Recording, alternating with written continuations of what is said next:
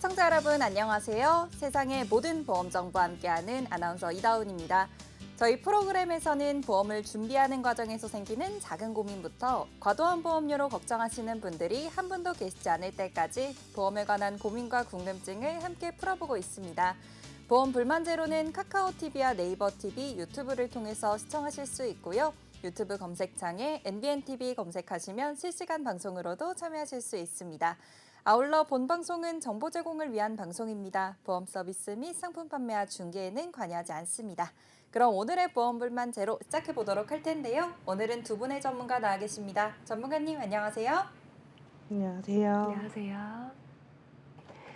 필요한 정보만 쏙쏙 뽑아서 가지고 나왔습니다. 보험 전문가 김현진입니다.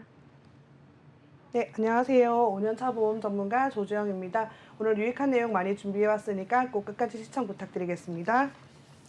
네, 오늘 보험 불만 제로와 함께 해주실 두 분의 전문가님들과 인사 나눠봤습니다. 이제 본격적으로 칭찬 보험들 확인해 보도록 할 텐데요. 오늘 첫 번째로 칭찬받을 보험은 어떤 보험인지 화면으로 먼저 확인해 보시죠.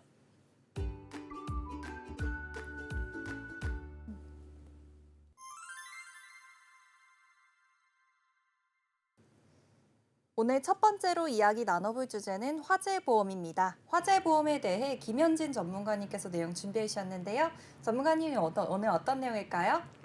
네, 안녕하세요. 오늘 화재보험에 대해 말씀드리겠습니다. 제가 고객분들을 만나서 보장 분석을 진행하다 보면은 진단비, 수술비, 자동차 보험이나 건강보험에 대한 거는 많이 넣어 놓으셨는데 자동차보다 더 비싼 내 집에 관한 보험이죠. 화재보험을 가지고 없는 분이 많았습니다. 그래서 10,000원이면 되는데 가입하지 않은 이유를 물어보면 불이 날 일이 있을까 싶기도 하고, 또 가입을 하고 싶지만 당장 필요성을 못 느끼고 미루고 계시거나 크게 중요한지 잘 모르겠다고 하시는 분들이 대부분이었습니다. 네, 좋습니다. 그래서 우선 오늘은 먼저 이 화재보험의 필요성과 또 이 사례들을 살펴보면서 우리가 왜 준비를 해야 하는지에 대해서 확인을 해봐야 할 것 같은데요. 전문가님 우선 사례들 먼저 소개 부탁드리겠습니다. 네, 화재 사고를 자료 화면으로 준비해 봤는데요. 네, 이 화재는 어디서 나온 화재인가요?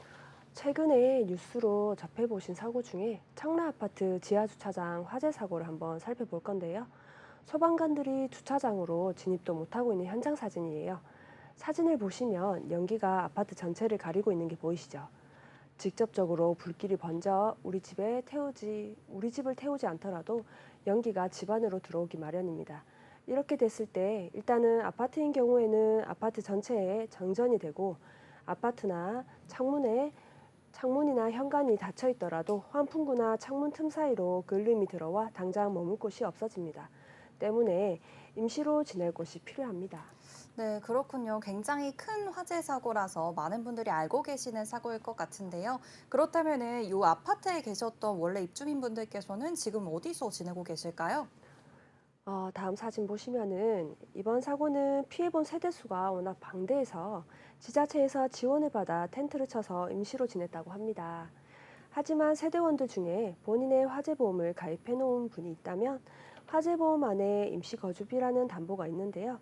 그 담보로 가까운 호텔에서 임시로 지낼 수 있습니다.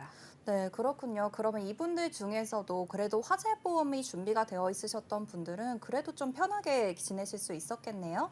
맞습니다. 보통 임시거주비 담보에는 보험회사마다 다르지만 되도록 큰 금액으로 가입하시는 게 좋을 것 같고요.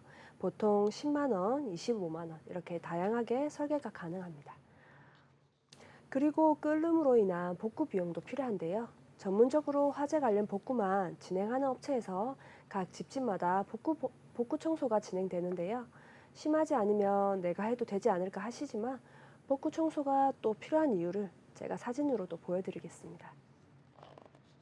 네. 이것도 청라 아파트 화재 사고 피해 모습인데요. 지하에서 난 화재지만 그 끓음들이 집안 구석구석 있다는 게 보이실 겁니다. 이런 경우는 전문 청소업체가 필요해 보이겠죠. 전후 사진을 보게 되면 주방 서랍장 안쪽까지 끓음이 들어가 있고요. 이런 복구에 필요한 담보들이 화재보험에 들어있다고 보시면 되고요.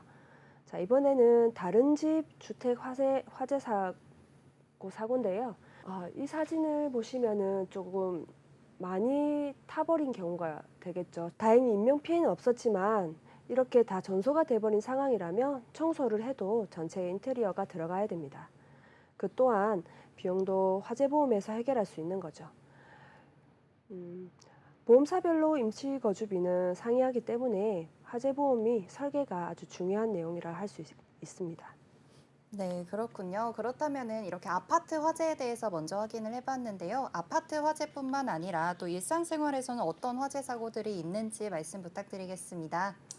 네, 요즘 전기 자동차 사고도 빈번하지만 얼마 전 전기 자전거, 전동 킥보드 배터리에서도 화재가 크게 발생해 아파트에 화재가 발생한 적이 있었죠. 겨울이 되면 전기장판, 히터 같은 전자제품으로 인한 화재가 흔하게 일어나지만 여름에는 에어컨 실외기에서의 화재 사고, 또 인덕션 사용량이 늘면서 집에서 키우는 고양이가 인덕션에 올라가서 전원 버튼이 인식되면서 화재가 난 경우도 빈번하다고 합니다. 우리가 매일 사용하는 휴대폰 충전기에서도 누전으로 화재가 발생된 경우가 있다고 하니 뉴스에는 나오지 않았지만 화재 복구 업체에 문의해보니 생각보다 다양한 종류의 사고들이 주변에 있더라고요. 네, 그렇군요. 이렇게 다양한 종류의 화재들이 우리가 생각하지도 못하게 일어날 수도 있는 상황이 많이 생길 것 같습니다. 그렇다면 이 화재 보험은 이제 선택이 아니라 좀 필수라고 보는 게 좋을 것 같은데요. 다음으로는 화재 이외에서 화재 보험 증권안에 또 생활에 필요한 요소들이 들어있는 이런 부분이 있다고 하더라고요. 어떤 담보인지 말씀 부탁드리겠습니다. 네, 누수 발생 시 우리 집 피해에 대해 보장해주는 담보로 급배수 누출 손해라는 담보가 있습니다. 아파트나 연립주택은 최대 500만 원, 단독주택은 최대 100만 원까지 가입이 가능한 담보입니다. 단독주택일 경우에는 담보에 가입이 어려운 회사가 많아서 가입이 가능한 회사를 찾아야 하고요. 아파트의 경우 준공일이 30일이 지나면 가입이 불가한 경우도 있습니다. 그래서 가입이 가능한 보험회사를 찾아서 넣는 것이 아주 중요합니다. 네, 그렇군요. 지금 새로운 담보에 대해 말씀해 주셨는데요. 급배수 누출 손해라고 말씀해 주셨습니다. 이거는 어떨 때 보장을 받을 수 있는 손해인가요? 네, 이 담보에 대해 말씀드리자면 우연한 사고로 우리 집에 수도관이 파열되어 아랫집에 누수를 피해를 입혔을 경우에 우리 집 바닥이나 장판, 가구 등에 입은 피해에 대해 보장을 해줍니다. 보통은 누수에 대해 보장을 해주는 대표적인 담보로 일상생활 배상 책임 담보가 있는데요. 이 담보는 우리 집 누수 손해는 보장하지 않고요. 우리 집의 누수로 인해서 아랫집에 피해를 입혔을 경우에 배상을 해주는 담보이기 때문에 우리 집 수도관 파열로 인한 우리 집 수리비를 보상해주는 담보는 급배수 누출 손해 담보가 유일하다고 보시면 됩니다. 그리고 아파트 같은 경우에 급배수 누출 손해 담보는 가입 금액이 보통 500만 원이 최대라서 500만 원으로 가입을 해주시면 되는데 이 담보는 자기 부담금이 있는 회사와 또 없는 회사로 구분이 되기 때문에 자기 부담금이 없는 회사로 가져가시면 화재보험을 설계하시는데 도움이 되실 겁니다. 네, 그렇군요. 그런데 요즘에 우리나라는 대부분이 아파트나 오피스텔에서 거주를 하시잖아요. 그런데 요즘에도 이런 누수 사고가 자주 있는 일인지 궁금해요, 전문가님. 오래된 아파트의 경우에 싱크대 온수 배관의 노후화로 인한 내외부 균열이 발생해 터져버리는 경우도 있다고 하는데요. 최근에는 10년도 안 된 아파트에서 이런 경우가 빈번하다고 합니다. 그로 인해 수리 비용은 급배수 누출 손해 담보가 가입되어 있지 않다면 온전히 본인이 부담해야 되는 금액이 되고요. 얼마 전에 저희 회사 직원이 남편분이 싱크대 수전이 망가져서 교체를 직접 하던 중에 수전을 잘못 끼우는 바람에 이제 누수가 발생해 아랫집 천장에 비가 내리는 황당한 사건이 있었는데요. 아랫집 수리비는 가족들의 일상생활 배상 책임 담보로 비용을 처리하고 직원분의 집은 다행히 급배수 누출 손해 담보가 가입되어 있어서 비용 걱정 없이 수리를 하게 되었다고 합니다.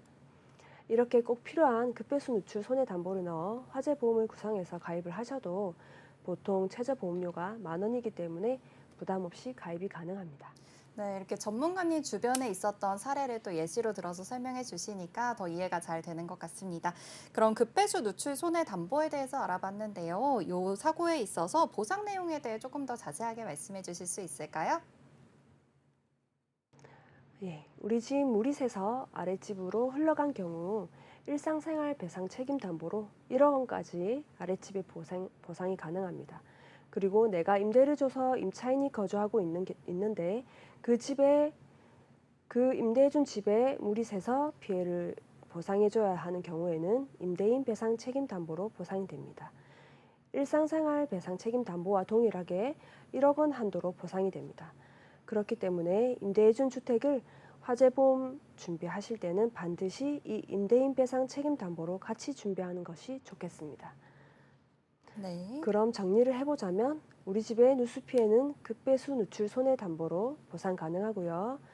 아랫집 피해 보상은 내가 거주하는 집일 경우 일상생활 배상 책임, 임대해준 집은 임대인 배상 책임 보상으로 보상된다는 점을 잊지 않고 상황에 맞게 가입 시 담보를 설계하는 것이 꼭 중요하겠습니다.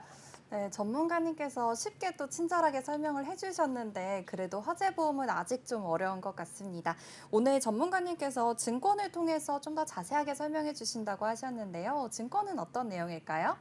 네, 실제 증권을 보면서 제가 설명드리는 게 조금 더 이해하는 게 쉬울 것 같아서 제 고객님의 증권을 가지고 왔는데요. 화면 한번 보여드릴까요? 네. 예를 들어 오늘 제가 깜빡하고 가스레인지에 불을 켜놓고 외출을 나왔어요. 그러다가 가스레인지에 불이 옆으로 번지면서 화재가 일어난 거예요. 자, 여기서 상황에 따라 보장받는 부분이 다른데요. 우선 우리 집에 화재가 나서 피해본 부분부터 보상을 받아야겠죠. 여기에 해당하는 부분이 건물과 가재도구 특약입니다. 네, 건물과 가재도구 특약에 대해서 말씀해 주실 텐데요. 우선은 이 건물 특약부터 확인해 보도록 하겠습니다. 건물 특약과 가재도구 특약 각각 어떤 거를 의미하나요? 건물 특약에는 기둥, 바닥, 지붕 등 인테리어 부분이 보상되고 가재도구 특약은 쉽게 설명드리자면 집을 360도로 돌렸을 때 떨어지는 것이 대부분 가재도구 특약이고요. TV, 냉장고, 옷장, 가구 등이 포함됩니다. 물론 기중품과 같은 가재도구는 보험 가입 당시 증권에 명기가재라고 표기해야 보상이 가능합니다. 따라서 내가 화재로 인해 나의 재산 피해 보상은 건물, 가재도구, 건물 복구 비용 지원이라는 부분에서 보상이 된다고 생각하면 됩니다. 그리고 밑에 보시면 22대 가전제품 수리 비용 손해라는 담보가 있습니다. 자기 금액은 100만 원이 최고 금액이고요. 가입 후 60일의 면책 기간이 있습니다. 그리고 자기 부담금이 2만 원이 있으니 참고하시고요. 이 담보의 특징은 가전 수리 비용을 1년에 100만 원 한도로 보상받을 수 있습니다. 보상 가능한 경우가 꽤 되기 때문에 같이 화재보험에 넣어서 준비하는 것을 추천드리고요. 각 보험회사마다 11대, 18대, 21대 가전 이런 식으로 종류가 다양한데요. 어떤 가전에서 보상받을 수 있을지 약관을 보시고 가입하되 우리 집의 큰 가전 위주로 가입하는 게 보험료를 낭비하지 않는다고 보시면 됩니다. 네, 좋습니다. 나의 재산에 대해서 피해 보상을 받을 수 있는 담보라고 생각해 주면 좋을 것 같은데요. 그리고 또 담보들 중에서 화재 손해라는 담보가 있다고 하던데 이건 어떤 내용일까요, 전문가님? 화재 손해 실손이라는 담보가 있습니다. 보험기간 중에 화재, 비난, 손해 발생 시에 실제 손해액을 실손으로 보상해주는 전용주택인 경우나 폭발이나 파열로 인한 손해도 보상한다고 되어 있습니다. 그리고 다음으로 볼 것은 풍수재 손해 특수 건물이라고 되어 있지요. 이 건물에 해당하는 건물은 19층인데요. 11층에 해당하는 아파트, 네. 특수 건물로 분류가 되고요. 여기서 특수 건물이란 연면적이 1,000제곱미터 이상이거나 건물이 노래방, 음식점, 숙박업 등이 포함되는 건물이라 볼 수 있고요. 따라서 이 고객님은 11층이 이상인 아파트에 거주하시기 때문에 특수 건물이라 표기가 된 담보로 구성해야 됩니다. 네. 풍수재 손해는 태풍, 회오리 바람, 폭풍, 홍수, 해일 등 이런 비슷한 풍수재 또는 수재와 항공기 또는 그로 인해 떨어지는 물체들로 입은 손해를 실손으로 보상해 주는데 저는 화재 손해 다음으로 중요한 것이 풍수재 손해 담보라고 생각됩니다. 주택화재보험에서 최근 5년간 사고 통계를 분석한 결과 화재 사고로 인한 보험금이 2,531억 원, 전체의 55.5%를 차지했고요. 그 뒤로 풍수재 1,229억 원으로 27.0%로 네. 두 번째로 높았습니다.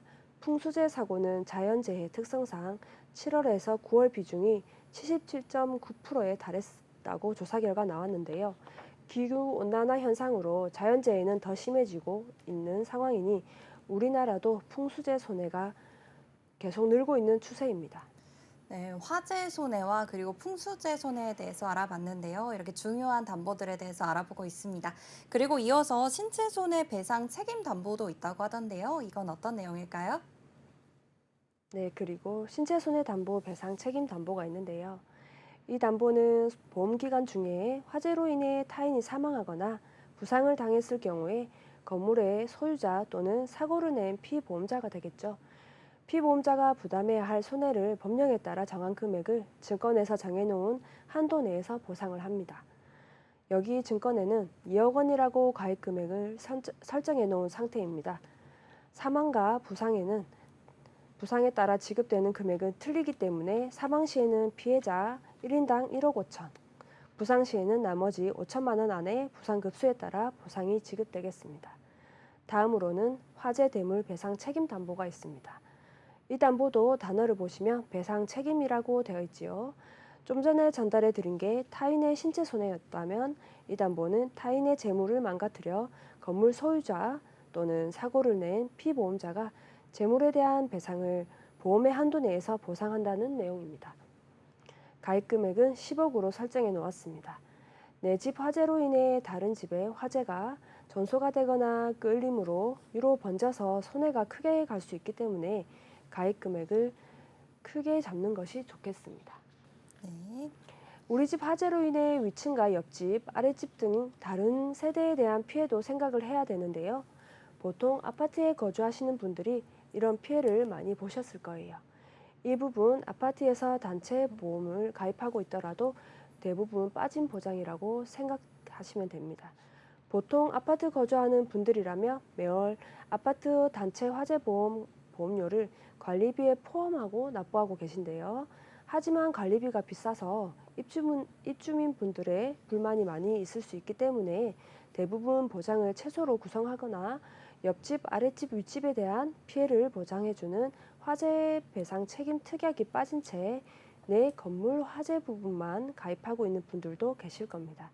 그래서 추가적으로 개인 화재 보험을 꼭 가입해야 되는 거고요. 왜냐하면 우리 집 화재로 인해 불이 번져서 다른 집의 인명 피해와 재산 피해를 화재 배상 책임 특약에서 보상해 주기 때문입니다. 네, 그래서 이제 개개인적으로도 이 화재에 대해서 준비를 해두어야 하는 이유가 될 것 같은데요.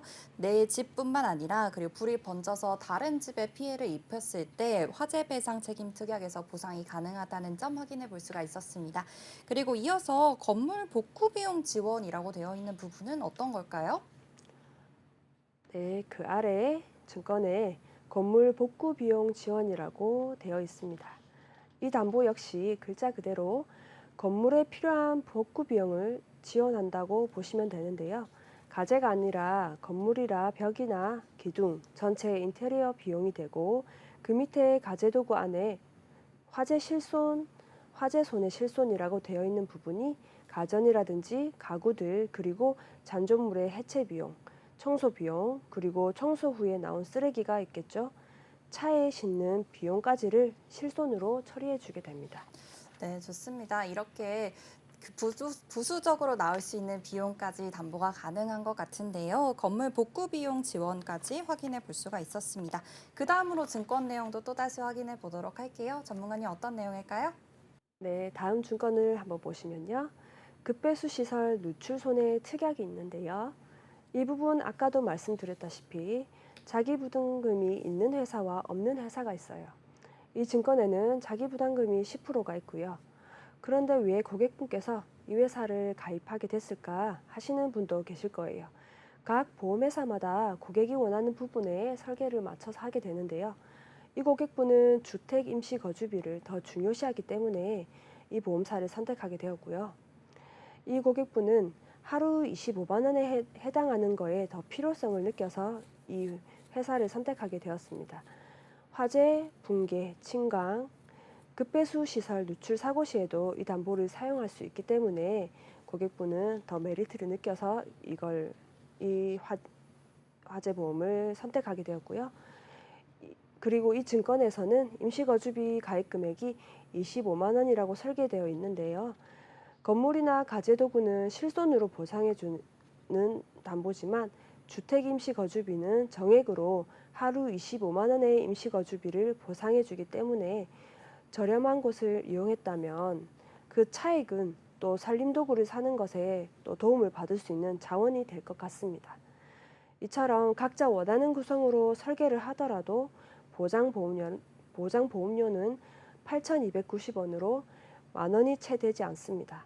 하지만 만 원으로 납입하는 이유는 보험회사와 화재보험료 최소 금액이라는 게 있어요. 만 원이고 그 만 원 금액이 8,290원 중에 나머지 1,710원은 적립금으로 나중에 이사를 가거나 또는 만기 시에 그 적립금 일부를 돌려받을 수가 있습니다. 네. 요즘 상가나 큰 건물들, 그러니까 특수 건물에 해당하는 곳은 화재보험이 의무보험이긴 하지만 내 집 자가든 전세든 월세든 적게는 만 원이면 내 물건도 지키고 다른 사람의 피해 보상 그리고 생활 속에 필요한 담보들까지 다 넣어도 만 원이면 당장 가입 안 할 이유가 없겠죠. 네, 이제는 자기 스스로 내 집, 그리고 내가 월세든 전세든 거주하고 있는 집에 대해서 화재보험으로 준비를 해두는 게 중요할 것 같다는 생각이 드는데요. 오늘 화재보험의 다양한 담보들에 대해서도 그리고 필요성에 대해서도 알아볼 수 있는 시간이었습니다. 전문가님 오늘 굉장히 많은 내용을 말씀해 주셨는데요. 마지막으로 오늘 내용 중에 중요한 부분들 정리 부탁드리겠습니다. 그럼 제가 화재보험 사례들로 필요성을 알려드렸는데요. 혹시 화재보험이 아직 없으시다면 이번 기회에 화재보험을 꼭 가입하시라고 말씀드리고 싶고요. 이미 가입하신 분이더라도 화재보험의 담보 구성은 잘 되어 있는지 점검 받으시고 확인해 보시길 바랍니다. 이상 화재보험의 필요성과 화재보험의 중요성에 대해 알려드렸습니다. 감사합니다.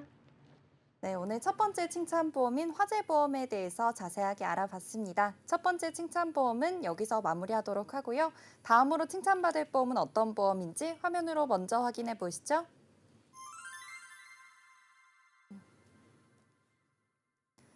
두 번째로 칭찬받을 보험은 뇌혈관 그리고 간병인 보험입니다. 조주영 전문가님께서 내용 준비해 주셨는데요. 전문가님 오늘 어떤 내용일까요? 네, 오늘은 우리나라 사망률 4위를 기록하고 있으며 단일 질병으로는 사망 원인 1위를 기록하고 있는 뇌졸중을 포함한 뇌혈관 질환과 요즘은 없어서는 안 될 담보인 간병인 담보에 대해 준비했습니다. 네, 좋습니다. 이렇게 뇌혈관 질환, 요즘에는 많은 분들이 또 관심을 갖고 계시는 질환일 것 같은데요. 이것과 더불어서 또 간병인 담보까지도 준비를 해주셨다고 합니다. 우선적으로 뇌혈관 질환에 대해서 알아보도록 할게요. 어떤 내용일까요? 네, 먼저 뇌혈관 질환의 위험성과 뇌혈관 질환에는 어떤 질병들이 있고 또 그 질병들이 가지는 원인과 증상 그리고 내가 준비한 나의 보험들에는 어떤 담보로 자리 잡고 있는지 또 어떤 담보로 어떤 보장이 되는지 한번 알아보겠습니다. 첫 번째로 뇌혈관 질환의 종류와 그 질병들의 위험성에 대해서 먼저 알아보겠는데요. 네. 네, 뇌혈관 질환의 종류에는 크게 뇌출혈 그리고 뇌경색 그리고 모야모야병, 비파혈성 뇌동맥류를 포함한 기타 뇌혈관 질환, 그리고 뇌혈관 질환의 후유증을 모두 포함합니다. 뇌혈관 질환은 뇌의 혈관과 대뇌 순환에 영향을 미치는 다양한 질환이 있는데요. 뇌에 산소와 영양소를 공급하는 동맥은 이러한 장애에서 종종 손상되거나 변형되어 나타나는데요. 뇌혈관 질환의 가장 흔한 증상은 혈관이 막히는 뇌경색 또는 일과성 뇌허혈증이며 때로는 뇌졸중인 뇌출혈로도 나타나게 됩니다. 고혈압은 혈관의 구조를 변화시켜 죽상동맥 경화증을 유발할 수 있으므로 뇌졸중 및 뇌혈관 질환에 가장 중요하게 기여하는 위험 요소입니다. 다음 위험 요소에는 흡연과 당뇨병이 있는데요. 좁아진 뇌동맥은 허혈성 뇌졸중을 유발할 수 있지만 지속적으로 상승된 혈압은 혈관 파열을 일으켜 출혈성 뇌졸중을 일으키기도 합니다. 네, 좋습니다. 이렇게 뇌혈관 질환에 대해서 알아볼 수 있었는데요. 뇌혈관 질환은 아무래도 이제 사망으로까지 이어지기도 하고 또 후유장애가 남기도 하는 질병이기 때문에 여러분들께서 이 중요성을 좀 알아두시고 준비를 해두시면 많은 도움이 되실 것 같습니다. 이렇게 뇌혈관 질환이 일어나는 원인에는 어떤 것들이 있는지도 한번 짚어보는 시간 가져보면 좋을 것 같은데요. 전문가님 어떤 원인들이 있을까요? 네, 고혈압 외에도 선천성 또는 특발성으로 그 뇌혈관 질환에 잘 흔하지 않은 원인으로도 나타나기도 하는데요. 이러한 질병의 대부분은 뇌졸중과 같은 급성 사건이 발생할 때까지 무증상일 수 있으며 뇌혈관 질환은 두통이나 발작과 함께 일반적인 증상으로만 나타나지 않는다는 거. 네, 이러한 질병은 뇌의 활성 손상으로 인해 혈관성 치매까지도 유발할 수 있는데요. 뇌졸중의 경우 골든타임이라는 게 있습니다. 증상이 발현되고 4~5시간 이내에 병원으로 이송이 되어서 뇌경색의 경우 혈전 용해술, 뇌출혈의 경우 수술로 응급처치를 받아야 하는 경우가 많은데요. 그렇기 때문에 조금 더 시간을 다투는 질병 중 하나입니다. 특히 제가 살고 있는 거제 지역 같은 경우에는 지역 내에서 응급처치가 불가능하다 보니까 타 지역의 제3차 병원으로 이송을 해야지만 이제 응급처치가 가능한 지역들이 있습니다. 이런 지역에 사시는 분들에게는 조금 더 위급한 질병이라고 할 수 있겠습니다. 네, 좋습니다. 이렇게 뇌혈관 질환의 이 위험성에 대해서 확인을 해보고 있는데요. 아무래도 굉장히 위험한 질병이다 보니까 전문가님께서도 오늘 말씀이 참 빨라지신 것 같습니다. 이렇게 골든타임 안에 병원으로 이송이 되어도 후유증이 남는 경우가 참 많다고 하더라고요. 제 주변에서도 그런 사례들이 가끔 일어나곤 하는데요. 뇌졸중의 후유증에는 어떤 것들이 있는지 조금 자세하게 짚어보면 좋을 것 같습니다. 후유증에는 어떤 것들이 있을까요? 네, 대표적인 후유증으로는 팔이나 다리 어느 한쪽에 마비가 오는 편마비, 그리고 생각은 나는데 말이 잘 나오지 않는 언어장애 또는 구음장애라고도 하죠. 그리고 얼굴 한쪽이 마비가 오는 안면마비 등 문제가 되었던 혈관이 어떤 신경을 지나가는 혈관이었는지에 따라서 후유증 또한 다들 다르게 나타나는 경우가 있는데요. 다른 질병들보다 후유증이 많이 남는 질병이다 보니 추후 재활치료도 해야 하기 때문에 발병 후 완치까지의 치료 기간이 타 질병에 비해 길어지는 경우가 많이 있습니다. 네, 그렇군요. 이렇게 후유증을 남기는 질병인데요. 후유증도 사실 꾸준하게 재활치료를 통해서 좋아지는 경우도 있다고 하니까 또 이렇게 질병에 대해서 재활치료하는 기간까지 고려를 해보시는 게 좋을 것 같습니다. 그렇다면은 이런 뇌졸중이 발생할 때 어떤 증상들이 나타나는지 알고 있어야지 우리가 빠르게 좀 대처를 해볼 수 있을 것 같은데요. 전문가님, 이런 뇌졸중이 발병할 때 나타나는 증상들에는 어떤 것들이 있을까요? 네, 이러한 그 뇌혈관 질환의 증상을 크게 오해하는 것이 있는데요. 급성 뇌졸중의 환자가 의식을 완전히 잃지 않는 경우들이 많이 있습니다. 게다가 대다수의 경우 증상이 술에 취한 것처럼 보이고 그렇게 해서 이제 술에 취한 것처럼 말이 어눌하니까 사람들이 이제 오해를 해가지고 그냥 놔두는 경우들이 많이 있습니다. 그렇다 보니까 이제 술을 많이 마셔서 이제 실제로 술을 급하게 많이 마셔서 맥박이 갑자기 올라서 심한 두통을 동반하면서 뇌에 출혈이 생기는 경우들도 많이 있는데요. 술이 취한 증상과 비슷하다 보니까 같이 있던 동료나 뭐 지인분들도 이제 술이 취한 것으로 오해하여 집으로 그냥 보내지는 경우들이 많이 있습니다. 그렇다 보니까 그런 경우들은 보통 사망으로 이어지는 경우들이 많이 있는데요.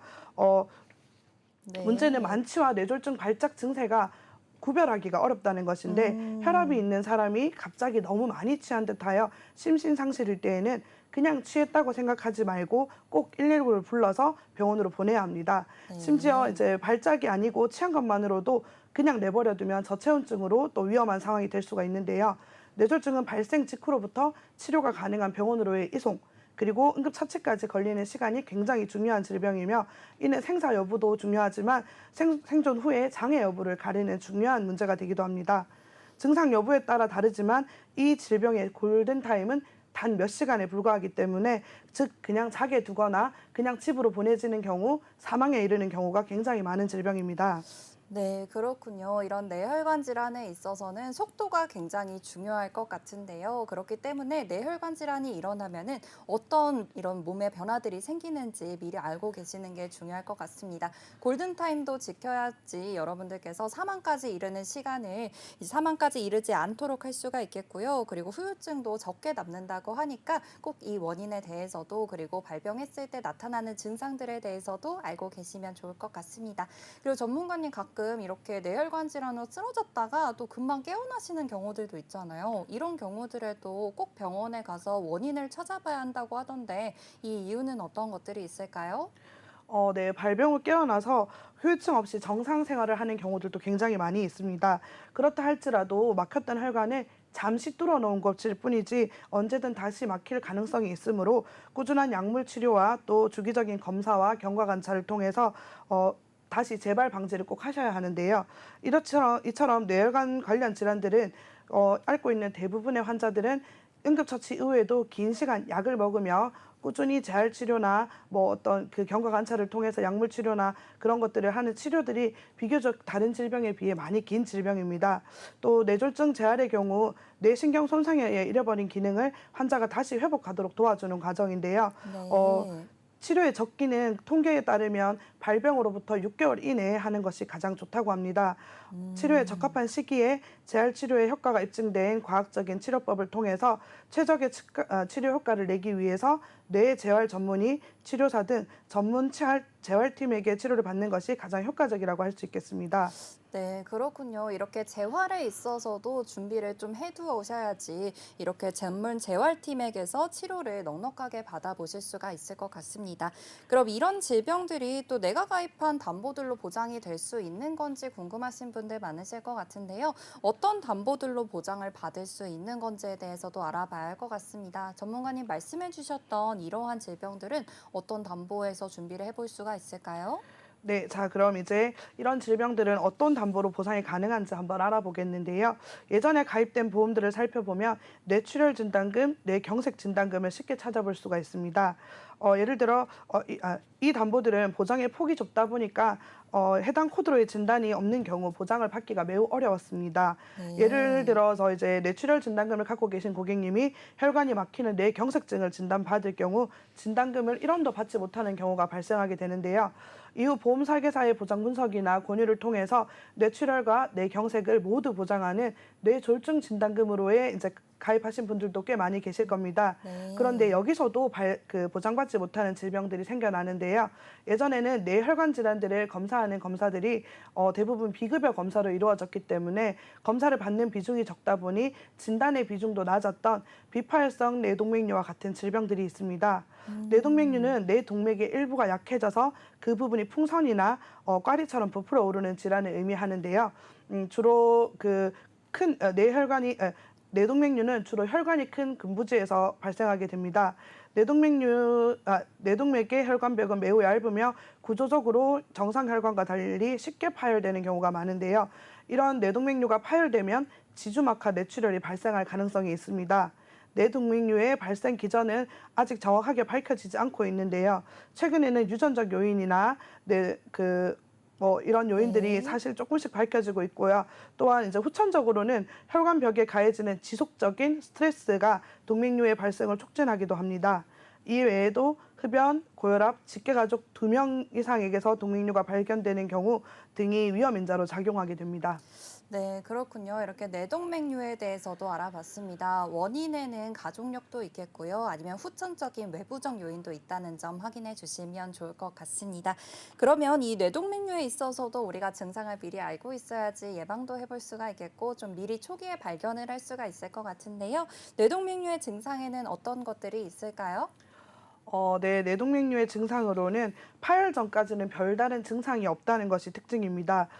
편두통, 긴장성 두통, 어지럼증 등으로 인해 검사하는 과정에서나 건강검진 시 우연히 발견되는 경우가 많은데요. 비파열성 대뇌동맥류의 생성 및 성장 과정에서 또 사시, 복시, 안검하수, 시력 저하 등과 같은 뇌신경 마비 증상이나 간질, 발작, 급작스러운 두통 등의 증상이 나타날 수 있습니다. 증상을 동반한 비파열 대뇌동맥류의 경우 무증상인 경우보다 파열할 가능성이 더 크므로 주의를 더 기울여야 하는데요. 동맥류가 파열되면 지주막하 뇌출혈에 의한 극심한 두통, 경부 강직, 요통 및 자골 신경통, 간질 발작, 또 이제 이런 고혈압 등의 증상이 나타날 수 있는데요. 이러한 비파열성 뇌동맥류와 같은 질병들이 예전과 다르게 요즘은 뇌혈류 CT 등 간단한 검사로도 이제 진단이 가능해져서 요즘은 예전보다 발병률이 조금 더 높아지고 있습니다. 네, 그렇군요. 이렇게 비파열성 뇌동맥류에 대해서 확인을 해봤습니다. 뇌동맥류의 증상은 사실 파열 전에는 별다른 증상이 없다는 것이 특징이기 때문에 여러분들께서 조금이라도 몸에 이상이 생기면은 건강검진을 받아보셔야지 알 수 있는 질병이라고 합니다. 이 질병은 근데 요즘 정말 흔하게 질병을 많이 받으시는 것 같아요. 건강검진이 활성화돼서 그런 것 같기도 하고요. 뉴스나 인터넷에서 연예인들이 이 질병의 진단을 받은 경우도 많이 볼 수 있는 것 같습니다.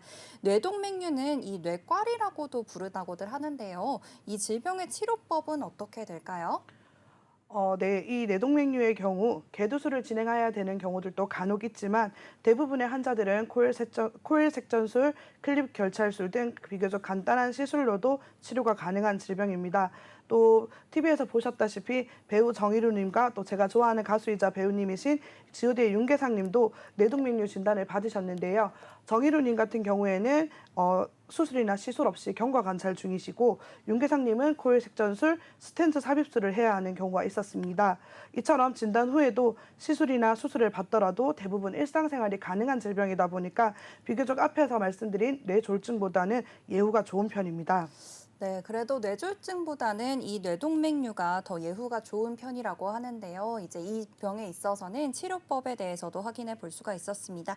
코일 색전술이나 클립 결찰술 같은 비교적 간단한 수술로도 가능하다고 하니까요. 이 부분에 대해서 준비를 해두기만 한다면은 예후가 좋은 질병이라서 잘 이겨내실 수 있을 것 같습니다.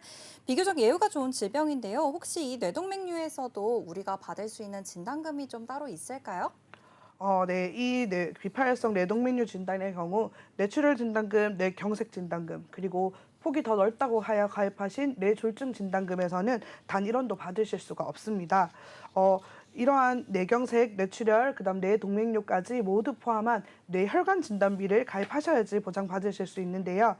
뇌동맥류의 경우 그 폭넓은 담보로 이제 보장의 공백 없이 뇌혈관 질환을 꼼꼼하게 대비하고 싶으실 때 뇌혈관 질환 진단비로 모두 함께 폭넓게 보장받을 수 있는 담보로 준비하시면 좋을 것 같고요. 네. 네, 좋습니다. 이렇게 뇌혈관 질환 진단비로 준비를 했을 때만 방금 말씀해 주셨던 이 질병들을 모두 보장을 받을 수가 있으니까요. 뇌질환에 대해서 준비를 해두실 때 보장 범위를 좀 넓게 준비를 해두시는 것이 좋을 것 같습니다. 이렇게 뇌혈관 질환에 대해서 좀 더 자세하게 알아볼 수 있는 시간을 가져봤고요. 이어서는 어떤 주제로 준비가 되어 있을지 말씀 부탁드리겠습니다. 네, 다음으로는 요즘 핫하죠. 남녀노소 누구나 가입하는 그래서 핫하다 못해 뜨거운 관심을 갖고 있는 간병인 담보에 대해 준비했습니다. 앞서 말씀드렸던 뇌혈관 질환의 경우에도 치료 후 여러 후유증들이 남을 수 있고 또 근본적인 응급처치 이후에도 후유증 치료를 위해 장기간 치료에 임해야 하는 경우들이 많은데요. 그렇다 보니까 또 간병인이 가장 필요한 질환이기도 합니다. 또 네. 예전과 다르게 요즘은 1인 가구, 2인 가구, 딩크족, 또 맞벌이 등 가족의 구성이 점점 다양해지고 한 가족의 구성원들이 줄어들고 있는 추세입니다. 그렇다 보니 요즘 보험 가입의 트렌드조차 자식은 부모에게 또 부모는 자식에게 서로 손 벌리지 않고 내 병은 내가 치료하자는 마음으로 이제 각자 도생의 목표로 보험을 가입하시는 분들이 점점 늘어나고 있는데요. 특히 간병인 보험의 경우 예전에는 어른들만 가입하는 담보라는 인식이 굳어 있었습니다. 최근에는 네. 그런데 아이들이 입원하게 되면 간병비의 금전적인 부담으로 인해 간병인은 쉽게 고용하지 못하고 또 그렇다고 내가 회사를 계속 빼면서 아이의 간병을 할 수도 없어 발을 동동 구르던 맞벌이 가구에서의 아이들 보험에도 간병인 담보의 인기가 늘어났는데요. 아이들의 경우 부모나 할아버지, 할머니 등 가족들이 직접 간병할 수 있는 경우에도 가족 간병 시에도 간병 담보의 보험금이 지급될 수 있는 회사들이 있습니다. 그 회사로의 가입이 요즘 인기가 좋습니다. 회사별로 담보나 보장 내용이 다르기 때문에 고객님의 사정에 맞게 회사별 담보나 보장 내용을 확인한 뒤 고객님의 상황에 맞게 회사를 선택한 후 가입하시면 되겠습니다. 네, 좋습니다. 최근에는 1인 가구도 증가를 하고 있고요. 또 물가가 상승하면서 이 간병인 비용에 대한 부담도 커진 것 같습니다. 그렇기 때문에 오늘 말씀해 주신 이 간병인 보험에 대해서도 관심이 가지는 분들이 많을 것 같은데요. 또 전문가님 주변에서도 이런 사례가 있을 것 같아요. 이 간병인 보험이 필요한 이유들에 대해서도 한번 사례를 통해서 말씀해 주시겠어요? 네. 요즘 인터넷에 간병비 관련 기사나 댓글들을 보면 부모가 병에 들면 자식은 간병이 든다라는 말이 있습니다. 저 역시 몇 년 전 친정아빠가 암 투병을 하셨는데요. 그리 긴 시간은 아니었지만 저희가 이제 삼남매가 돌아가면서 간병을 하다 보니까 직접 해보기도 하고 간병인을 고용해보기도 했는데요. 저희가 이제 직장을 다 다니는 중이라서 서로 이렇게 돌아가면서 간병을 할 때도 있었고 그렇지 못하는 경우에는 간병인을 고용하는 경우도 있었습니다. 그런데 네. 이제 매주 돌아오는 간병인 비용 결제일이 되면 사실 부담이 아닐 수가 없었는데요. 가정에 간병을 필요로 하는 가족이 생겼을 때 회사에 다니고 있어서 당장 24시간 병원에서 간병을 이어나갈 수 없는 상황이라면 내가 지금 이 네. 회사를 다니면서 버는 돈이 간병인 비용보다 많이 벌고 있는가? 라는 생각을 또 하게 될 것입니다. 긴병에 허자 네. 없다는 말이 어디서 어떻게 나온 말인지 이런 가족 간병의 기로에서 고민을 경험해보지 못한 사람들은 쉽게 알기 힘든 문제이기도 한데요. 간병비 통계 자료에 따르면 병원비 외에 간병비 부담 수준에 대한 답변 중 가장 많은 답변이 너무 비싸서 부담스러웠답니다. 네. 가족 중 간병을 필요하는 환자가 발생하게 되면 해당 보호자가 직장을 다니고 있지 않다 할지라도 요즘은 각자의 사정과 이유로 가족이라고 하여 예전처럼 모두 간병에 그 임무를 질 수는 있는 건 아니라고 생각합니다. 게다가 네. 간병인 사용 비용은 현재 물가 상승률, 인건비 상승에 따라서 계속 조금씩 오르고 있는 추세이며 기저귀를 하고 있는 환자인지 거동이 가능한 환자인지 몸무게가 많이 나가지는 않는지 또 의식은 있는 환자인지에 따라 기본 비용에 추가 비용을 더해 많이 아플수록 더 부담이 되는 것이 간병인 사용 비용인데요. 사용 비용도 7일에서 10일마다 현금으로 간병인에게 직접 결제해줘야 하는 네. 방식이다 보니까 카드 결제로 또 할부 적용을 받아서 지불할 수 있는 다른 병원비에 비해서 주로 현금 결제로 이루어지는 서비스다 보니 치료 기간 중 치료 중인 환자와 보호자 모두에게 가장 부담이 큰 지출이기도 합니다. 네, 그렇군요. 이 간병비 통계 자료를 통해서 또 확인을 해주시니까 이 간병비가 병원비 외에 부담 수준이 너무 비싸서 부담스럽다는 의견이 절반 이상을 차지하고 있다는 점 확인해 볼 수가 있었습니다. 간병비에 대해서 또 개개인적으로 준비를 해두어야 할 부분일 것 같고요. 그리고 사용 비용도 일주일에서 열흘마다 현금으로 직접 결제를 해야 되는 방식이 요즘 최근에 트렌드다 보니까 이제 이런 결제 부분에 있어서도 미리를 준비를 해두지 않으면은 간병인을 사용하기가 어려운 상황에도 놓일 수 있을 것 같습니다. 그럼 이제 간병보험에는 어떤 것들이 있는지 한번 종류를 알아봐야 할 것 같은데요. 어떤 것들이 있을까요? 네, 그럼 이제 요즘에 간병보험은 어떤 것들이 있는지 한번 같이 알아볼 텐데요. 대표적인 간병인 보험으로는 간병인 사용일당과 간병인 지원일당이 있습니다. 간병인 사용일당은 말 그대로 고객이 직접 간병인을 고용해 사용한 다음 간병인 사용 영수증이라던가 간병인 등록증 등 각종 서류를 준비해서 가입한 회사에 제출해서 보상을 받는 방식입니다. 내가 원하는 간병인을 직접 선택해 고용이 가능하다는 것과 회사별 차이가 있기는 하지만 내 가족이 나의 간병을 해주는 경우에도 해당 간병업체를 통해서 그 가족 간병에도 간병인 사용 일당을 지급받을 수 있는 회사가 있습니다. 보험료가 간병인 지원 일당과 비교했을 때 상당히 저렴한 편이라는 장점이 있고요. 단점은 간병인 인건비가 계속 상승할 경우에는 자기 부담금이 증가할 수 있으며 또 간병인을 직접 알아봐야 한다는 번거로움이 있습니다. 이 경우 외곽 지역에서는 기존 간병인에 추가로 웃돈을 주고 간병인을 고용해야 하는 경우가 종종 있는데요. 그럴 때는 담보의 가입 금액은 보험사별로 조금씩 차이가 있긴 하지만 평균적으로 하루 간병인 사용 일당은 15만 원에서 20만 원 정도 가입이 가능합니다. 간병인 사용 후 고객에게 지급되는 돈은 이제 1일 15만 원 간병인 사용 일당을 가입한 경우에는 1일 내가 간병인 비용으로 사용한 금액이 7만 원이 안 넘을 경우에는 7만 원, 또 7만 원이 넘을 경우에는 15만 원을 보상하도록 되어 있습니다. 네, 간병인 보험의 종류에 대해서 알아보고 있는데요. 우선 간병인 사용일당 먼저 확인해 봤습니다. 간병인 사용일당의 장점에는 내가 직접 선택을 해야 되기 때문에 이제 선택의 폭이 넓다는 점, 그리고 내 가족이 직접 간병을 해도 이것도 일당으로 수령할 수 있는 보험사가 있다는 점이 장점이 되겠고요. 그리고 간병인 지원일당과 비교를 했을 때 상대적으로 저렴한 편이라는 장점이 있습니다. 반면에 단점으로는 이제 물가 상승으로 따라서 자기 부담금이 증가할 수도 있다는 점, 그리고 외곽 지역에 있는 경우에는 추가적으로 웃돈을 내야 하는 경우가 생길 수도 있다는 점을 확인해 보셔야 할 것 같은데요. 그렇다면 간병인 지원 일당에 대해서도 알아봐야겠습니다. 전문가님, 간병인 지원 일당에 어떤 장단점이 있을까요? 네, 간병인 지원 일당은 간병이 필요로 할 때 가입한 보험사에 전화로 직접 신청을 하는 방식인데요. 그렇게 신청을 하게 되면 보험사에서 연계된 간병인 업체에서 간병인을 파견해주는 방식으로 진행되는 담보입니다.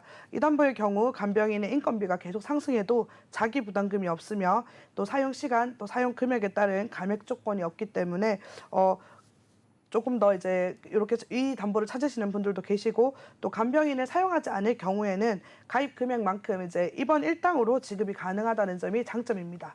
단점으로는 아직은 이 상품은 갱신형밖에 없다는 단점이 있고요. 그래서 계속 갱신이 될 수 있으며 보장 48시간 전에 보험사로 연락을 해서 신청을 해야 한다는 번거로움이 있습니다.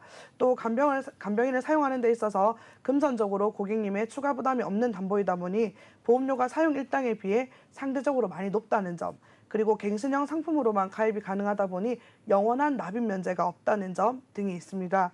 그리고 이 담보의 경우 고객님이 입원한 병원이 이제 외곽 지역이거나 여러 사정으로 간병인 업체에서 간병인 배치가 힘든 경우에는 직접 간병인을 고용하고 보험회사로 청구해야 하는 번거로움이 발생할 수도 있습니다.